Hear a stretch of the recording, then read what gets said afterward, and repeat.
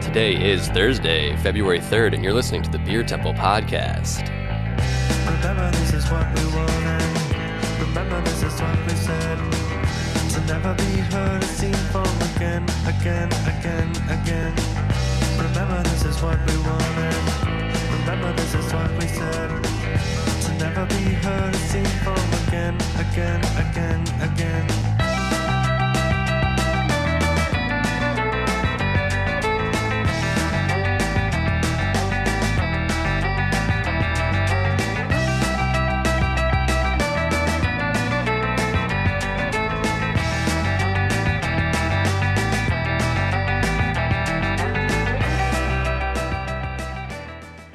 Hello, welcome to the Beer Temple Podcast. I'm your host, off to a good start, host Mike Schallau from Is Was Brewing. Fade Master Surge fading in wonderfully, giving great cues, and then me dropping the ball, as my want to do. I got a fun episode today of a beer that changed my life with one of my favorite people. But first, we got to thank Lumpin' Radio and their fearless leader, Jamie Trecker, for having us on. I don't know why they still have us on. I don't know why you're listening, to be honest. But we're here. We're still doing it. You can't stop us. Free podcast. Been very excited for this episode. Took a lot of convincing to have to record a conversation we have pretty regularly. So today's guest was born and raised in Chicago, Illinois. She graduated from the University of Illinois with a degree in English, and then she returned to Chicago, where her sketch comedy group set, and I think still holds, the record for most consecutive sellouts in the midnight slot at Second City. This is part of the intro. Oh, this yeah. Is so, I let the people know who you are. Which Second City? Where else are we going with this? It's pretty sure. This is a shorter one because I know you said you didn't want me to do this. Second City, which is one of the most prestigious comedic institutions in the world. She somehow went from that to unpaid intern at Pipeworks Brewing at the same time I was. She did basically everything there. But most importantly and most easily observed, she created kind of the voice and brand and character of what you know and see on Instagram and your interactions with it. She is now their creative director. And when a cool group of people like Run the Jewels wanted someone to oversee their worldwide collaboration, she was the first person they called. She's the most creative person I know. One of my longest and dearest friends I've made through beer. Everyone, Kate Brankin. This is emotional. I try. You got to get you all vulnerable but comfortable, you know? Wow. I mean, I'm learning a lot. About yourself? About us as friends. This is wow. I feel very appreciated. First one I didn't have to Google anything for. Yeah, that's really good. Well, we have been friends for such a long time. We both started at Pipeworks, I think around almost exactly the same time, but we interned on different days, so I didn't meet you for months. Yeah, the same week we both started, and we both sort of just appeared at that facility. Yeah, and we're planning to work there. Wait, you showed up with Paul. What did you say, Mike? You showed up with Paul Farley, right? Yes. Well, he the most interesting man in the world, Paul Farley. The backstory of that was, he was. I was hanging out in a kitchen, and he had been creating some like artistic glass that he was trying to show the chef of that kitchen. And I had brought some home brews to the kitchen to hang out with the chefs there. And he was like, I know some people who are trying to open a brewery. And this is 2011 or so. Yeah, what probably. Was it? 2011. So, there weren't really that wasn't like a common occurrence. Right. Like now it's like every other guy. There were 2 production breweries in the city limits of Chicago. Maybe 3. Yeah. Goose Island, Half Acre, and Metro. And so it was something that even though I didn't really know this guy, Paul, very well, he seemed kind enough. And so the next day I met him at Map Room, and he like basically screened me on how serious I was about exploring, entering into craft beer. And then he took me to the facility that was the old Pipeworks, and I basically gave Garrett and BJ my spiel, apparently the same week that you did, and then just kept showing up day after day. Yeah. So I mean, that sounds like kind of an interview process, but the real interview process back then was just if you just kept coming, they wouldn't say you couldn't come anymore. So, yeah, that's what it was. It was like a forceful. Yeah, we both got our jobs by attrition of people that had real jobs or things they needed to do. Sure. Yeah. I mean, that is pretty much what it was. And I was working as a waitress at server at Boca Group at Elena to make that happen at the time, So I would work. So I was exhausted all the time because I would work at Pipeworks and then I would go and work at the restaurant. Yeah, we ran these parallel lives where I was working at West Lakeview and then Benny's at the time, and I would work 3 days or probably 4 days at Benny's because I was getting paid minimum wage and I needed money. 3 days at Pipeworks, and then every other week I would take a day off from Benny's. So it would be like 14 days on and then 1 day off. Truly stupid, to be honest. I have no idea how I did it. I could never do it now, but I'm glad I don't we did think it. I could. And I would never suggest it for anyone. I would never say you should do this. It worked out, but it was crazy. Yeah, and to be honest, the fact that you were also there doing this stupid thing made me feel at least like the stupid thing that I was doing was, not as stupid as it was. Yeah, same. It really was justified my actions. So thank you. There really was this like I don't know what it is, but this like shared well, if you're doing this, it can't be. It's got to make a little bit of sense with a lot of people there too. Where it's like, I don't know if it did actually make any sense, but it was a good way to justify getting 4 hours of sleep a night while waking up because we started at 7:30 too. So you had your like late night. I can't even think working at and we only made beers that were like 8% or higher. It was a rough time sometimes. Yeah, but. But I was 22, 21. Yeah, so, and it was a good time to get into the beer industry. It was exciting. It felt like you're being, kind of, because you were, part of something new, like a new wave of something. There was something very vibrant and alive about what was going on in general. Yeah, then. absolutely. I've been reading a lot about kind of performance art and the art scene in New York in like the 60s into the 70s recently. I get stuck on these weird things. Been really into a composer named Lamont Young, but then also this guy Chris Burden. You know Chris Burden? I don't. Tell me more. He was like one of the not first performance artists, one of the bigger performance artists. Where his most famous piece is called Shoot. It's actually only a 1-minute video, but the conceit is that in 1970 he had his friend who was a trained marksman shoot him in the arm with a .22 caliber rifle from 16 feet away. And like the commentary is that it was Vietnam. You're seeing, all this violence in Vietnam. You're seeing a lot of television violence, but almost no one knows what it feels like to actually get shot. So he got shot. Anyway, that's not at all related, but that was to say that this was he doing that while also waitressing or working at actually, he was a plumber. Is that what it was? He was a plumber. Or maybe the guy who shot him was a plumber, and that then became an accountant. But anyway, but it was like this group of people that were making this very vibrant and alive scene, and that's what it felt like being there. You felt like you were part of like a collective of, I don't know, a misfit toys, but you were making something that was at the time getting recognized up the world over. If you count Rapier as the world over, I guess. But yeah, absolutely.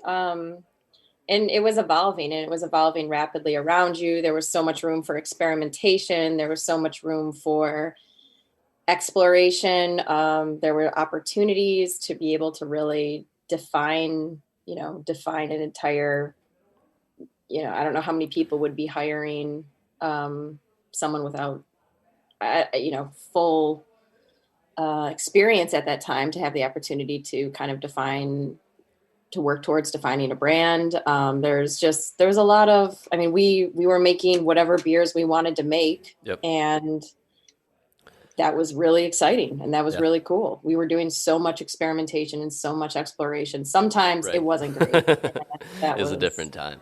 It was a different time. But that experimentation was really like grew out of the people that were there and the ideas that were coming from. Like, I remember the first homebrew I had from you was like, I think it was a porter with like orris root or something like that in it. It had Yeah. It was a gentian root gentian porter. root, yeah, which are things we ended up using later in production Yes, beers. But like yeah, that was the type of beer that was getting made by us on our downtime. Like it was that was like the it homebrew. very much Yeah. grew out of like, well, I heard this thing is in this bitter liqueur I like. What if we put it in a porter?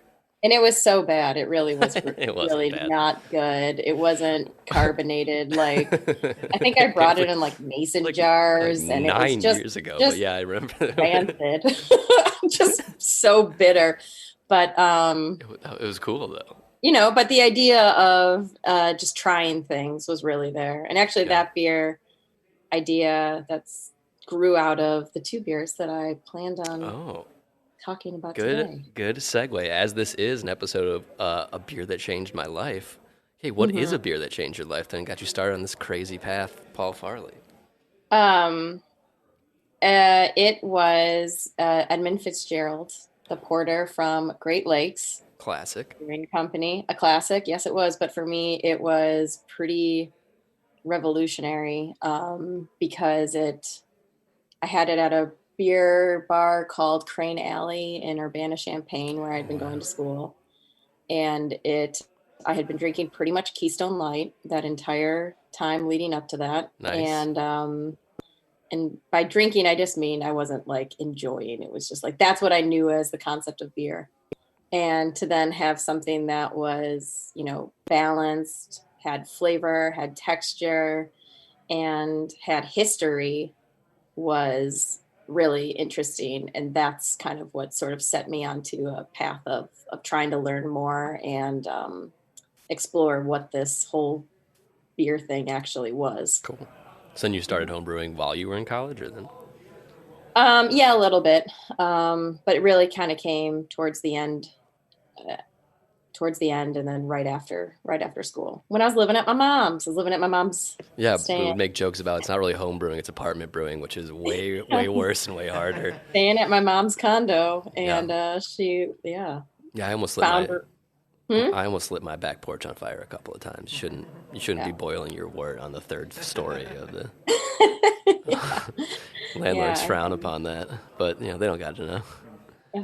Yeah, I had a buddy who had helped me like do some minor welds on some coolers, and someone who had helped me make an immersion chiller. So Wow. I was like keeping all of that just in my bedroom because that was my one room that I had there. Yeah. Do people still homebrew? Does anyone still homebrew like that? Are there any new homebrewers? Like, I think they do. They do, but I don't know how many of them are like. I guess Brew and Grow existed at that point. But I mean, I felt like the access to equipment was maybe much more limited than it is now. Like, I don't know how many people are making immersion chillers just out of like copper Right. tubing that they get at Home Depot. right, And bend around a keg. yeah, exactly. Yeah. But maybe, I don't know. I feel like it might be in a place where it's come full circle, where the people that started homebrewing, like the old guys reading The Joy of Homebrewing, just wanted to make their English mild ales because they couldn't get them in America. And then they started a bunch of breweries where they're making English mild ales that have become too successful. Now they don't make English mild ales anymore, so all the homebrewers are back to making their English mild ales. Like, All comes back. it was always like, I wanted to brew the things I couldn't get, but now like crazy tasting beers are really high quality from commercial producers, and the thing that you can't get is the really simple like English style beer. This is the thing we've talked about on like the round table recently too, of like why are there no English breweries in America anymore? And that's the origin of homebrewing. But at least sorry, at least as far as I saw it. Yeah. So how did you take the idea that you drank this beer and you just drank it one-off in college, or you would go back to this bar and have it again and again? Or? No, it was pretty much a one-off, but it kind of did open up this idea of learning and like just, I got books, books on beer, and I hadn't really discovered kind of like any sort of homebrew websites or anything like that. I hadn't gotten into the deep dark web of rate beer or anything. But it was more just, I really realized through kind of what I was reading, just sort of the history of it and the fact that each beer style is definitely a result of like industrial, mechanical, and environmental pressures, as well as cultural influences on each sort of style that was emerging at that time or had emerged to that point. So that I found really fascinating. And so the fact that you could go to something that was a porter and, you know, you're not only learning about, okay, the water chemistry, why does it taste like this? Why was this the best style of beer due to the water chemistry? You're also learning about the industrial factors that were coming into it. So what sort of malting processes were available at the time to create a style? So it really just was a confluence of external influences to create each style. And then that was kind of like, oh, wow. Oh crap. Like, oh shit, you know, there's so many styles, like there's so many of these things, there's so many stories, there's so much history. And I found that to be really fascinating from sort of like a culinary exploration. It felt more approachable than wine at the time for me. And I liked that it was something that could be, that wasn't purely agricultural. It was also, like I just said, like a culinary pursuit.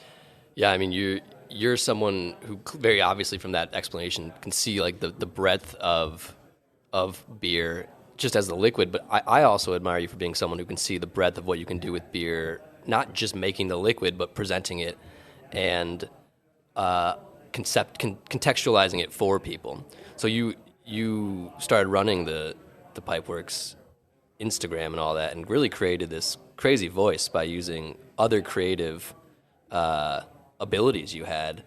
I was talking to someone actually today, Jude from Hot Butcher, who was talking about how early on there were a lot of characters at Pipeworks, and I was like, well, the only reason you know there are characters at Pipeworks is Kate was able to see these people as the quirky characters they are and figure out how to translate that into presenting them to people. Like, there's no way you would know that. I remember when there was like sorry, just rambling, but can you talk about how you went about like thinking about the way you created the characters of the character of the Pipeworks kind of thing, or where it started, and, or at least Yeah, where it it was kind started? of just, you know, it was kind of just like what we were immersed in. I think there was a lot of goofiness going on. There was a lot of, I mean, characters as like people who were coming to the brewery Yeah. were also, you know, there would be like the kind of quirky trash guy that would come and pick up the trash, Oh you know. yeah. There was the guy Or who would roll up the and he would mullet man, trade, the yeah, mullet man that would bring like deliver the drop off grain. burgers and stuff, and you'd Yeah. sit on buckets and eat burgers.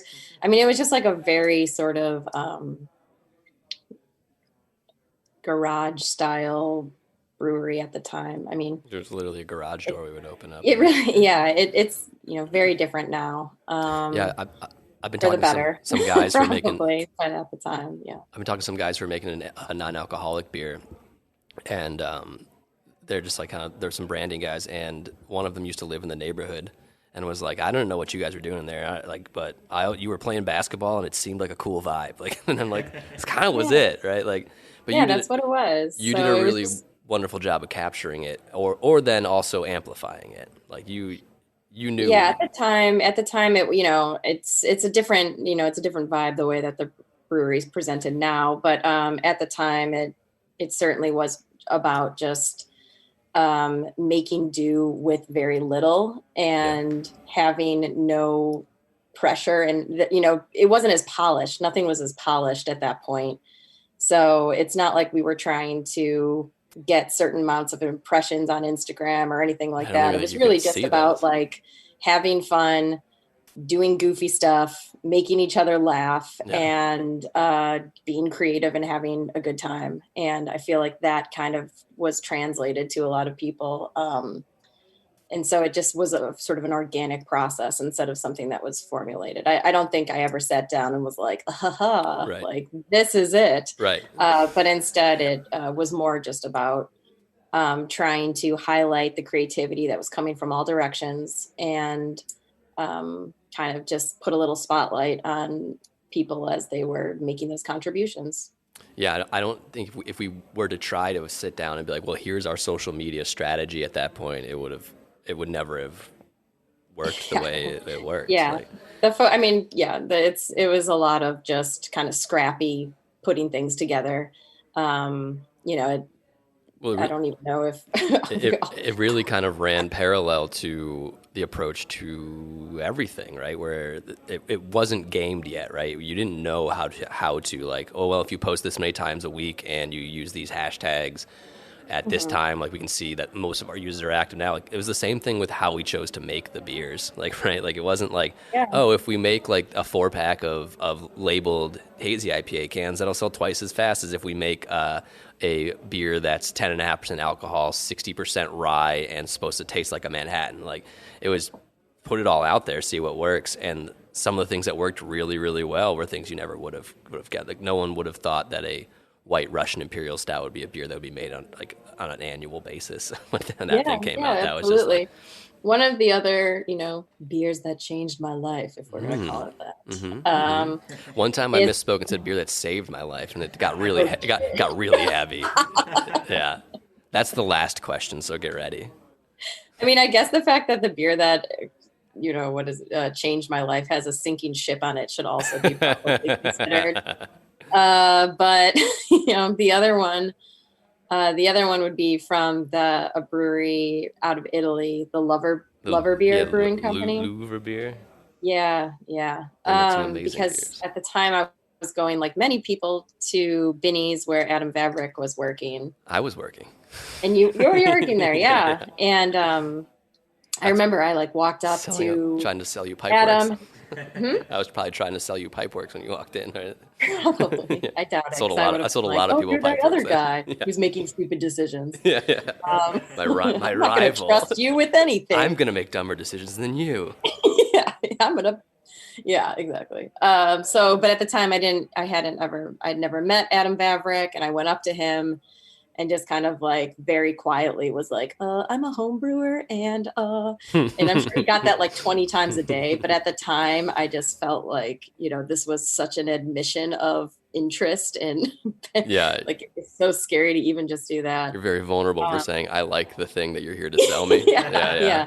I mean, frankly, at the time though, there weren't also 21, 22-year-old women getting involved in this at a very quick clip. So there was sort of an element of standing out just by being like, hey, I'm also interested in this as well. And, I don't have a beard and I'm out wearing flannel. So I feel I might have been wearing flannel. You're probably wearing flannel. Remember where you were in, oh man, we had, what were the female grunge cover bands we would make fun of you for being in? Hervana. Yeah. That was when you wear your Doc Martens and your yes. Yeah. Yes. Hervana. So Adam had very kindly pointed me in a direction of some things that they had just gotten in that were interesting. Little did he know that one of them was a beer that was inspired by had elements of Fernet in it, was inspired by staying up late, drinking coffee, and sipping Fernet, and they had taken that feeling and made a beer out of it. Yeah. To be honest, beer wasn't my favorite, but it was an inspiring. Where is it? No, I didn't say it. Keep going. Oh.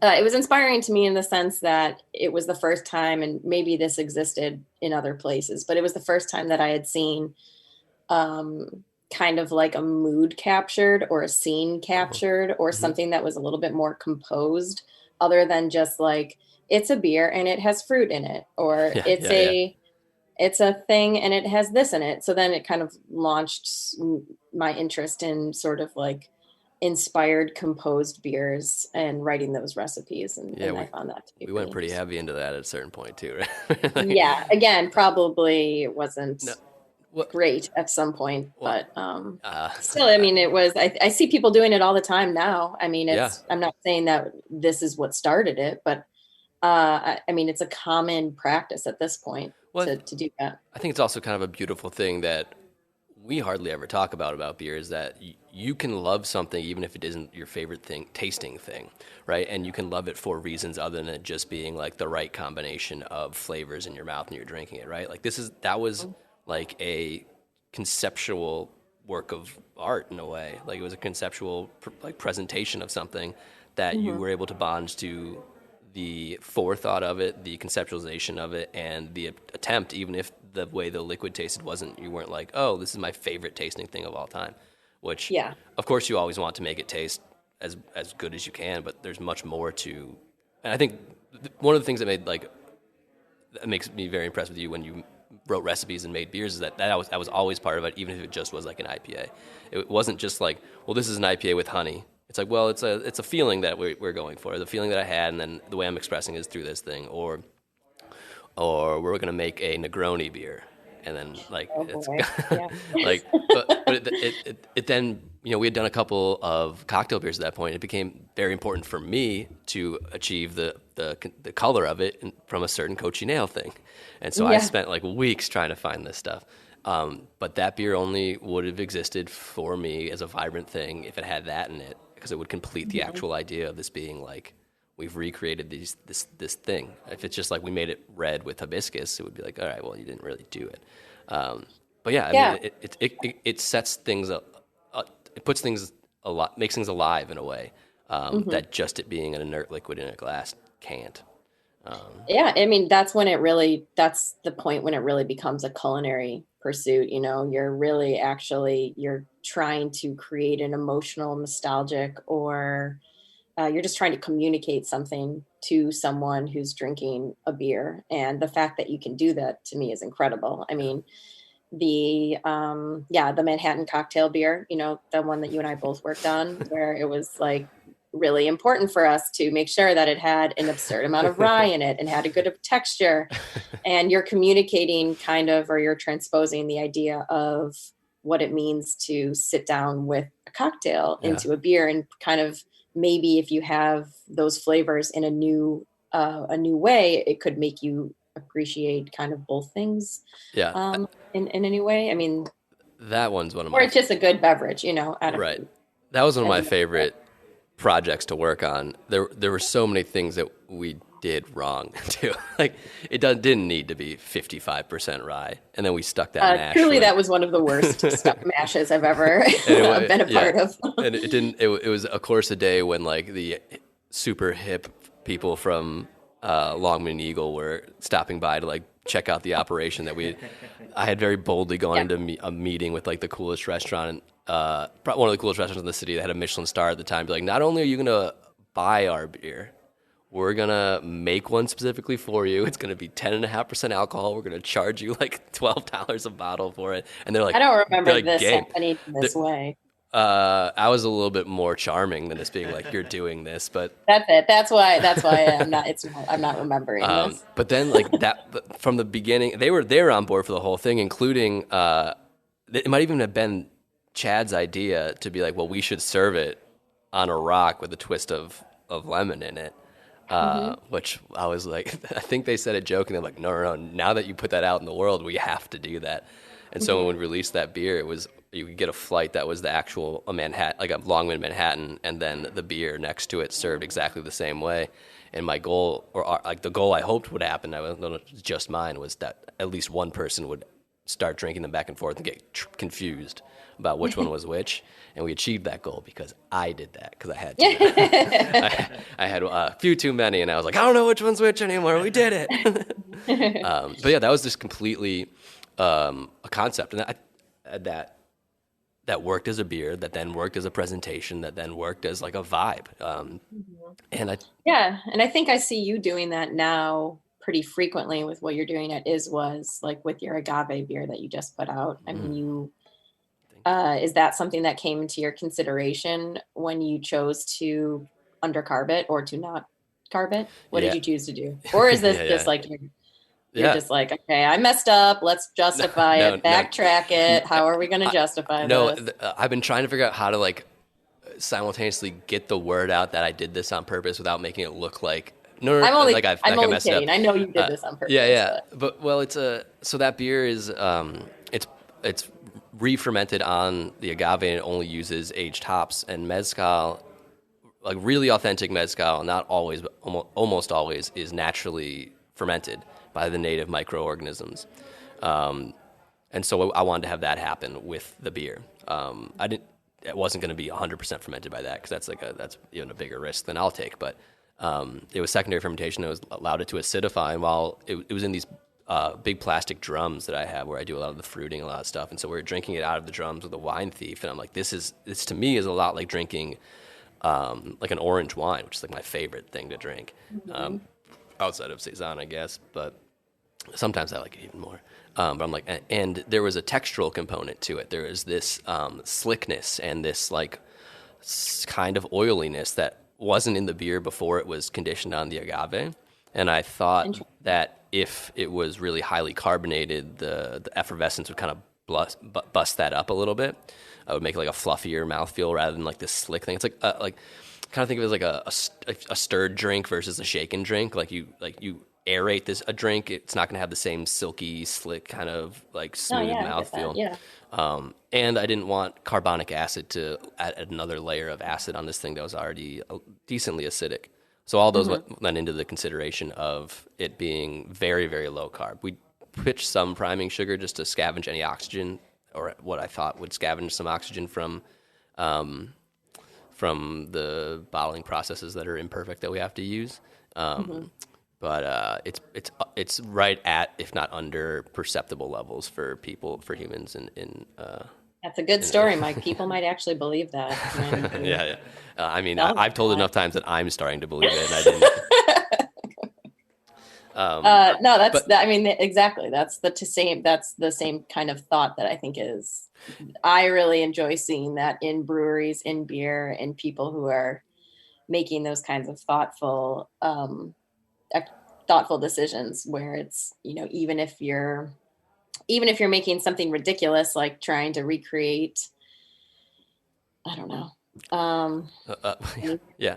Well, I mean, it's also fun to like move the target, right? If the target is always, I'm just going to shoot the arrow at make the beer taste exactly like beer's tasted before, like it's boring. I mean, that's a very good technical skill to have. But if you move the target to being like, I'm going to try to make a beer that is as pure an expression of agave from Michoacan as I possibly can, and sometimes you forego traditional practices of what would be ideal for if I was making an English pale ale, right? So like I guess English pale ale is a bad example because those are usually pretty low carbonated as well. But like the things you would do to a just straight down the middle beer would not be the right choice to elevate that agave, like letting it get sour, letting it be a little bit of acidic too.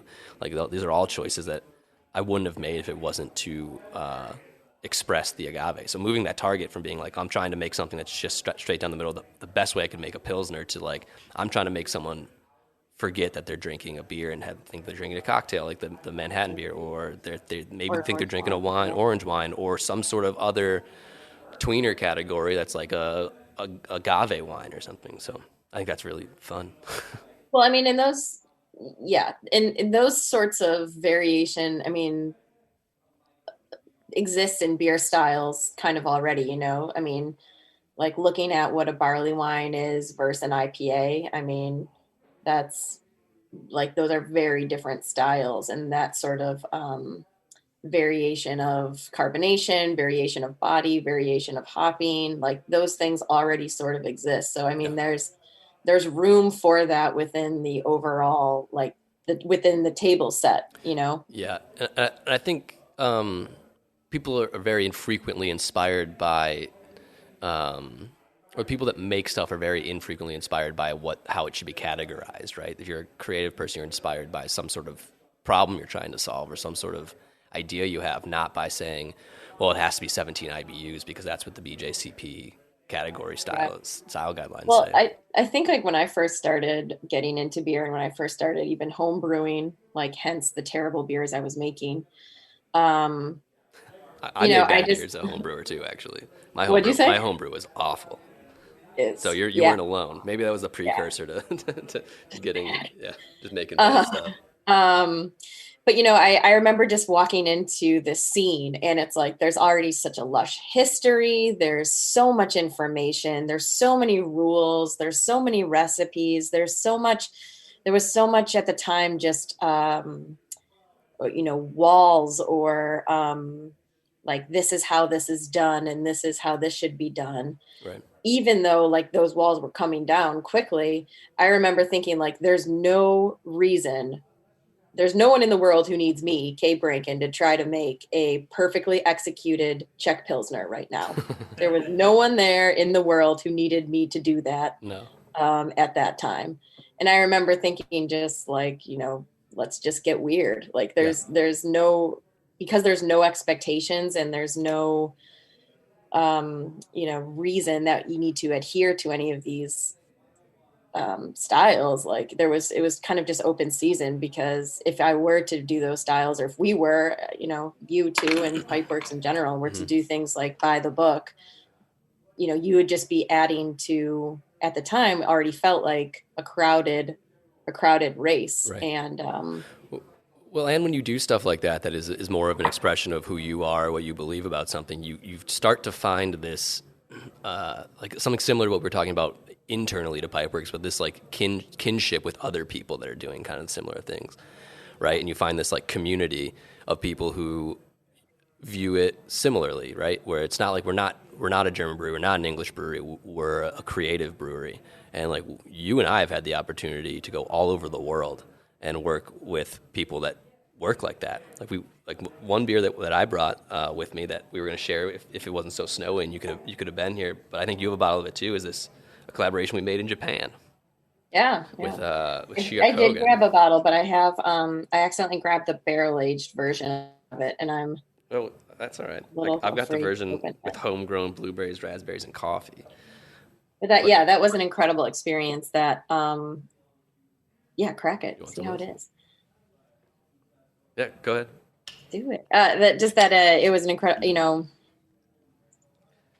Yeah, so we got invited what a to mind-blowing experience that was, just to be able to see how beer was being experimented with outside of Chicago, outside of the United States. And it really just was pretty incredible and like eye-opening as well, about how much creativity was going on. right, because on the same trip, within a week of each other, we got invited to go to festivals in China and Japan. So we got to see. Go ahead. Yeah. So Carl, who set up that festival, I talked to him today, and he says that you have to invite him on this podcast. Oh, he no. said. He makes fun of me every time I talk about the podcast. Most probably because he wants to come on. He was a little jealous. So All right, I'll have Carl just on. putting it out there. I don't know if I could handle how interesting he would be on this podcast. It wouldn't be my podcast anymore. Certainly either. more interesting. I mean, I can call him up right now. Let me know if you want me to phone a friend at any point. But it would turn to the Carl story hour. I'd be like, just go, bud, just go. But yeah, so we were in China, and we got at a festival with breweries from all over the world, many from that area in Asia, and then also like McKellar and European breweries, and then we went to Japan, and that was all Japanese breweries and us, which is kind of very illustrative of those cultures, where it's like the Chinese are a little bit more like, let's see what the rest of the world's going on at this point. And Japan's still very much like, we're good with what we're doing. So, well, it was a celebration of what they do. I mean, it was regional breweries, out of Japan. And so there was a lot of beers where they were using local fruits, and their approach was very different. Mm-hmm. Definitely interesting to see the approach, and that was more sort of mild and muted and more nuance focused, instead of kind of what had been going on in America for it was 5 years at that point, 6 years at that point. Right, and this is a time where certainly most of those breweries in Japan were at least somewhat inspired by American brewing. It was just this more kind of reserved, quieter version of it, I think. And we came in there with this lactose coffee double IPA. And people were like, wait, what is this? You can do that? And it was just like, we took all the things that our friend Koji sold at his, at his bar. And we're like, well, why don't we do all of them into one thing? Thinking that it was a meeting. It was like, well, who was it? It was us, Three Floyds, Half Acre, and Dark Matter. And we're like, here are the things that Koji like. And everyone's like, okay, we'll put them all in the one. And like, thinking someone would be like, maybe we shouldn't do all of that. And it turned out great. Yeah. It was very cool. There were no edits, but yeah, it did turn out pretty good. But I mean, it was but it was another thing of like, here's what our friend likes. These are the things that he comes to America and gets from us specifically, right? Buys from us to bring back as his presentation to Japan of like, this is a cool thing happening in America. And I think by not editing it at all, to be like, well, this might actually taste better, it becomes more of a pure expression. He was confused by why we put all of it in there. He was like, those all shouldn't go in the same beer. We're like, but it's you, Koji. And that was a really, really fun experience, because that was another thing, like, I've never had a beer that tastes like that. I'm sure no one in Japan had ever had a beer that tasted like that. So yeah, I mean, it was a very educational trip. I felt like for my understanding of beer, for my understanding of kind of how the world sees beer, and just where it's going. You know, there were a lot of like those pubs where they were making the beer on demand with syrup and seltzer. Do you remember that? No. Oh, that was in Japan. Yeah. Oh. Did we go to one of those? No, but they were there. Got it. Yeah. Well, it also, we should have known that White Claw was going to be a thing, because I remember that's what I'm saying, yeah. I remember that, like, after, it would be like a 12-hour festival, and then the brewers would stay up and like, I don't know how much of this is true or how much, but it was presented as like, to be respectful. Like I was told I had to stay up with them until like 4 a.m. and drinking essentially White Claws and blending them with each other, like blending mango White Claw. Well, it wasn't White Claw; it was some Japanese like seltzer thing. But blending mango White Claw with peach gummy White Claw, and like then like seeing who made the best blend. And I'm being like, sounds great. Like, I can't believe this is what we're actually doing right now. But then I was up until like 4 a.m. I was jet lagged, and then I had to get up at like 9 to be like to check out of the hotel, and I did not do it. I was like, okay. You went skiing with the Japanese national team. I did. And I was too. I was in text that you weren't getting out of bed, and I was like, I don't know what to tell you guys. Well, bang on his door. So I was jet lagged. It was also, we were at like 8,000 feet of elevation or something like that. Like we were over a mile. There was a lot going on. So I had altitude sickness, and like so I went to see I also hate skiing. I went to see the Capuchin monkeys and hang out with them. They were more my speed, hanging out in the hot springs and vibing. Yeah, pretty much.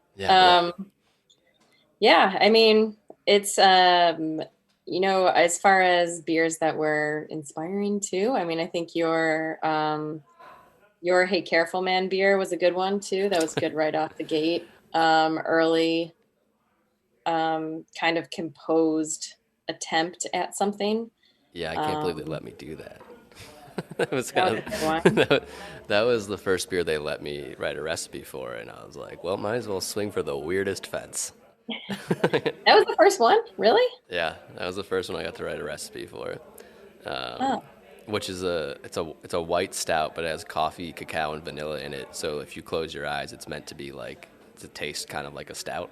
But it's a white Russian imperial stout, which is also my first foray into very confusing styles for people, because like they didn't realize it was like a white stout. They thought it was a white Russian imperial stout, but it was like a bronze color, and it was just like, that was a good one. That was a good one. I actually really like that, and we just made that beer again this year, and it's still tasting pretty good. Like it's good.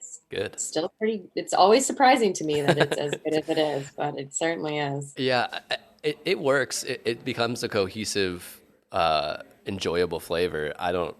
I don't think there was any skill or technique put into writing that recipe other than just dumb luck at that point. I got much better at it, but that one, when you do decently well in your first time, you gain a lot of undue confidence that then breeds into real ability because you actually try stuff. But yeah, that one was just like I had read an article about white stouts and I thought that was cool, and I really liked Well, it. yeah, there was still a lot of beer journalism happening at Yeah. that time, Hmm. or not journalism, but I mean, beer blogs, beer, the writing.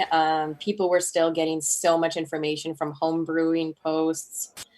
It was just such a different way of like information. Rate beer was still such a thing. Yeah. And, the just like the influences that were surrounding people who were making beer at that time were just so dramatically different than the ones that exist today. Yeah, yeah, and I think that that's something that kind of gets lost when I think about what we were doing then is that like a lot of those inspirations came from us reading like PDFs of old textbooks or like Yeah. beer histories or reading the water profile book and being like, well, what if we tweaked this and built something around that, or reading uh, research papers on biotransformation and being like, well, what if we put no hops and then we changed the pH and then we Mm-hmm. we knocked out onto like the cryo hops. Wouldn't that be cool? Like doing stuff like that because we like learned like techniques from. Sorry, someone just walked through the room, even though there's many signs saying don't walk through the room. And that it was driven by like a lot of research too, not just like wouldn't it be wacky if we like threw this thing in there, and like it Yeah. was a lot of being like no, this we read about this technique or that we can do it this way, and then And I what felt like that was the environment at large at that time. yeah It yeah was yeah very much about education. It was very much about sharing knowledge, very much about, brewery to brewery. Not that it's yeah not now. hmm I still feel that there is an extension of brewers helping brewers and totally brewers sharing knowledge about, like, hey, how did you do this kind of a thing. But then there at that point, I just think because there were fewer people doing it, maybe you really created relationships with people, yeah. and really, not that you don't know, but I mean, you're really like relying on those relationships as sources of your information. Right, and part of the reason that we made Japanese beer we're talking about, it's called UFO, right, is because the Japanese brewery had a bunch of the stouts we were making at Pipeworks and wanted to like pick our brain about how do you make these things. We don't make them like this in Japan, and Hmm. so we worked with them on the recipe and changing the mash temp from what they would normally do because it's less efficient but better for the way it's going to taste, and then like that was part of the fun, and it was very cool. They were doing that with a lot of breweries, like the brewery before us that was the guest brewery at Snow Monkey Beer Live, which is the very funny name for a festival but very awesome, was Oxbow, because they wanted to learn how to like kind of do mixed culture or saison production, That's so they right. brought those Yeah, guys I over. love So that. there was always, for them, it was also like, how do we gain more knowledge and share it with these people. Yeah. And it was very funny because like they were probably much better technical brewers than us. Oh, absolutely. Like they were way Absolutely. better. The guy's family had owned a sake distillery or brewery for hundreds of years. Like they know what they're Yes. doing, and then they're like, "Oh, that sounds like really inefficient." Like, yeah, yeah, yeah. It's about you're gonna get about 56% efficiency on that mash. Like, that's not how you run a brewery. Like, I know, but it's Yeah, gonna be but real. It's gonna be real what it, thick. that is what it is. Yeah. Yeah, almost like inefficiency as a signal of luxury sort of came out of that Yeah. time, and that was something to.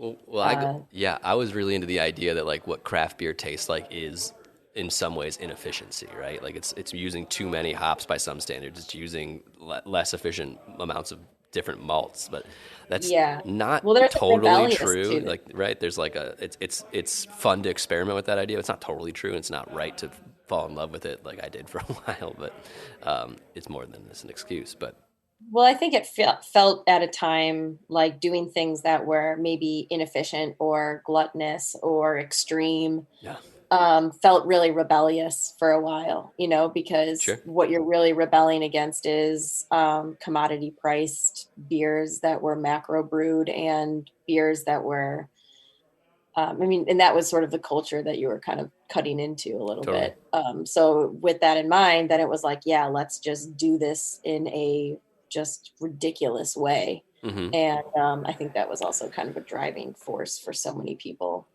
There's also some beauty in some ignorance, right? Of it, in not knowing why it's dumb, like not knowing why you're not supposed to do something, like Hmm. not knowing like the logical reasons to not do something can lead to some really great outcomes. Like it's not the best way to move through the world all the time, but it can sometimes like really work out. How much do you factor in that type of a question in the recipes that you're writing for Iswas right now? Which can what be more specific about the I mean, question, like, like the are you making decisions based on efficiency? Are you making decisions based on, you know, rebelling against something? Like, what is your driving? I don't ever consciously try to rebel against something, but I do think I end up making beers that are kind of rebelling against what I used to make, and it's more that things that I don't see in the beer landscape that I want to drink often. But there is a rebellion in that, right? They're like, there's reasons these things don't exist from commercial breweries, right? They're not the most Yeah. commercially viable thing to make a 4.9% sack driven saison, but Hmm. I want it, and I have an irrational confidence that I can convince enough people to buy it that it is a business, right? It's I guess not irrational because it's been working, but Yeah, absolutely. the rebellion for me is that I really don't believe that you have to operate your independent business like you're some sort of Fortune 500 company. Hmm. In fact, to operate not in the antithesis of it, but to operate in ways that are vastly different is your advantage as a small brewery or a small company. So I think about that a lot. Like what wouldn't like like what wouldn't most other people do? Is something I not that drives the decision making, but is often part of it. And then I also think it's a in the current beer landscape a bolder choice to make more subtle flavors and then be like, no. The point is that these are smaller, and that these are just balanced. It's not loud. You have to really be confident that you're going to be able to tell this story, or that people will listen to the story, or that, and then you have to be. I view the business holistically, right? It's how many people can I actually get this to? How many people will actually like it? How many people will understand it without having to look at my Instagram? Because we make more bottles of any given beer than I have Instagram followers. That might not be true anymore, but like, so there's no way that all of the people buying this beer are as bought into the story that the full story that I'm trying to lay out there. But Hmm. yeah, I just want to make things that I think are beautiful and not being presented, which I think is kind of still the same ethos as the beginning. I wanted to make things that were Yeah. beautiful that weren't I, being made. I feel The like you've always done that, but it's a new, like almost new parameters or a new lens and with what you're brewing or what you're allowing yourself to make and explore. Yeah, I think that the greater beer scene has changed pretty dramatically since we started. Since we made Hey Careful Man for the first time, and I personally have changed quite a bit. Like Hmm. when I started out home brewing, like when you were making Orris Root brown Like ales, Jensen root, but yeah. Uh-huh. I was trying to make really low ABV saison. But then when I started working at Pipeworks, it was all like, well, I have to know what this world is. So it was drinking Pipeworks beers and then drinking beers from peer breweries, right? That were making like crazy tasting stuff and higher ABV double IPAs. And I didn't really drink. And I thought I was allergic to lambic for a while, but that was a whole different thing. So I didn't really drink the beers that I actually liked Hmm. originally for years. So finding them again, like I was like, oh, I forgot about this. This is why I started making beer at home in the first place. I was trying to make these beers. Yeah, I love what we did, what was done at Pipeworks, and what's still being done there, and what I did there, and what you're doing and did there. But like, it just wasn't. Hmm. It isn't what what I want to make anymore, and so that's Yeah. why I make what I do now. I guess. Have you Long-winded. have you answered the question on any other podcast? I mean, I've listened to them all and I like know exactly what you said on every single one, but like, have you answered the question about a beer that has changed your life yet about yourself? I don't think I have. No. Can you answer that today, or is that too Yeah, much of a yeah. table flip? No, it's What, this is what is it, this is Mike? this What is is the beer? I mean, This is my podcast now, yeah. man. So awesome. Well, so most people's beer that changed their life is like the first time I understood craft beer was good, like that. What most people pick, but Okay, so you're that's not it. ridiculing my. Yeah, yeah, you're very basic Italian Fernet and coffee choice. Um, I and also it, said a beer out of Great Lake. Anyways, go ahead. well, it is also true for most people, but for me, it happened. It was way later in my career of working in beer. I had a La Vermontois at Beer Temple on draft, which is like a saison, the Hill Farmstead and Blaugy collaboration, and it was literally that moment where I was like, I forgot about these. I Yeah. forgot that this is what you can do with beer, because just wasn't what was happening. Even I don't think anyone in America was making beers like that I had access to, and I was like, I want to do this. I want this is what I want to do, and yeah. So La Vermontois literally was the beer that was like, I need to start my own thing to make beers like this, and then like. One of my favorite quotes is from this guy, Tom Sachs, and he says, irrational ideas have to be followed through with absolute, I forget, now I'm going to mess it up, but it's like absolute certainty and logical exploration. So it made no sense that should be what I wanted to do, but I knew something about it was true to what I needed to do with beer. And so I built the whole idea of what is around having that beer. And I came back in the next 3 days and had more of it, like every day, being like, oh man, was this as good as what I had? Or was it just like I was like in a mood where I wanted? It's like, no, like this is exactly what I need and wanted and want to make. I think what's so interesting about this question that you're posing people is that it's really just asking, like, what was something that was so inspiring that catapulted you into a completely different direction than you had intended? Right.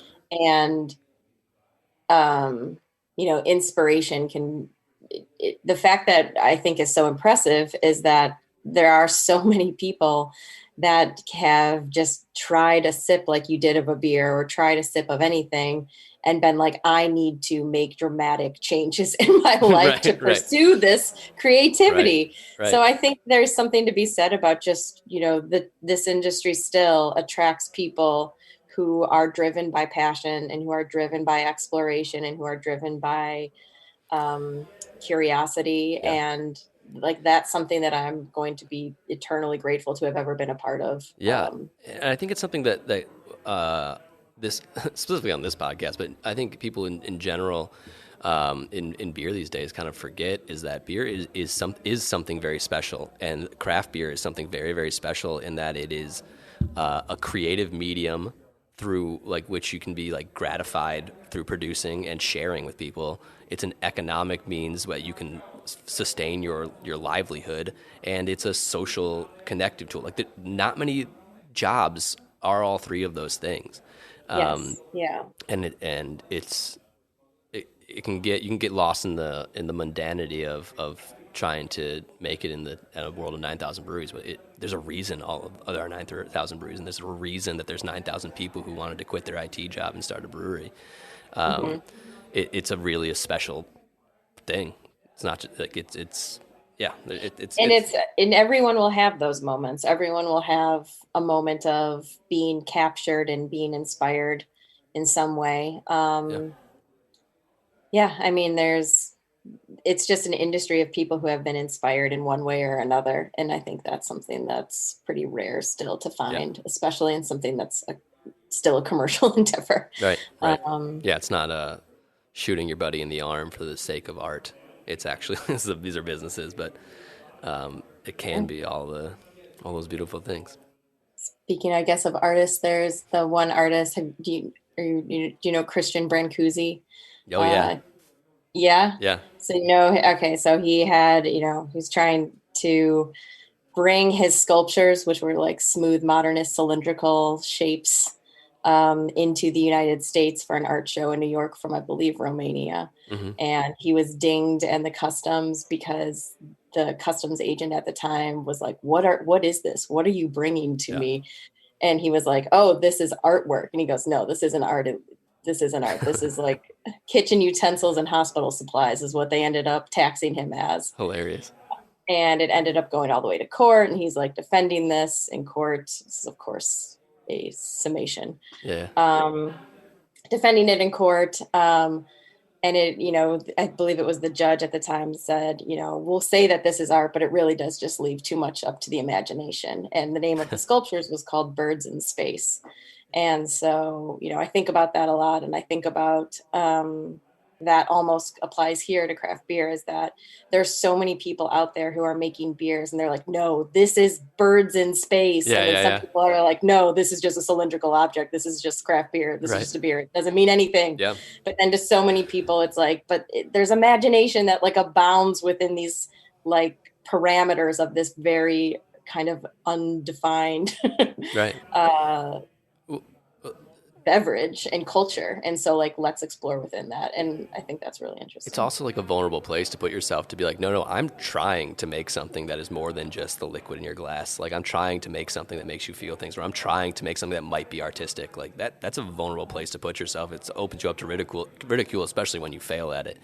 But also Brancusi, correct me if I'm wrong, is one of the first sculptors like that to really incorporate the pedestal into the actual work itself. Like he was very specific about constructing his pedestals to make the whole art object from afar and close up be more of an art object than just like, this is the art. This one singular thing sitting on the white pedestal, that's what the art is. And his thing was more like, no, all of it is the art. Like being in this room is the art, because look at and then I made this beautiful pedestal as part of it being the idea of this whole thing we're doing is the art.